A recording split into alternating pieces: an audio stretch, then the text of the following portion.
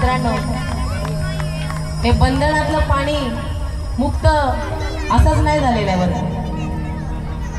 म्हणजे महात्मा ज्योतिबा फुलेंना देखील आपल्या घरातला हौद खुला करावा लागलेला अस्पृश्यांना पाणी देण्यासाठी. त्यांना घरातून बहिष्कृत केलं गेलं, समाजातून बहिष्कृत केलं गेलं, तरी देखील त्यांनी त्यांचा संघर्ष जो आहे तो संघर्ष सोडला नाही. म्हणजे इथल्या मनुवादी जातीवादी व्यवस्थेने त्यांच्यावरती जीव घेणे हल्ले केले, तरी देखील महात्मा ज्योतिबा फुले या मनुवादी जातीवादी व्यवस्थेला पुरून उरले.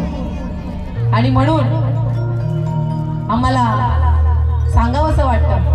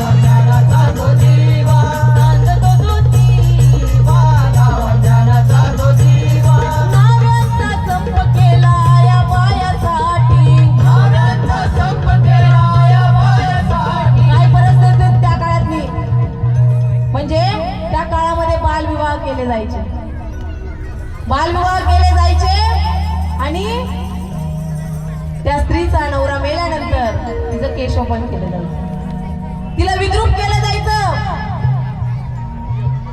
तिला बहिष्कृत केलं जायचं या समाजातून. ही अशी अमानवी प्रथा बंद करण्यासाठी महात्मा ज्योतिबा फुल्यांनी नाभिक समाजाचं प्रबोधन केलं आणि नाभिक समाजाचा संप घडवून आणला.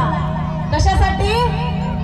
तर त्या ज्या आयाबाया आहेत त्यांच्यावरती जी अमानवी रूढी परंपरा लादली जाते ती संपवण्यासाठी. आणि म्हणून शाहीर म्हणतात,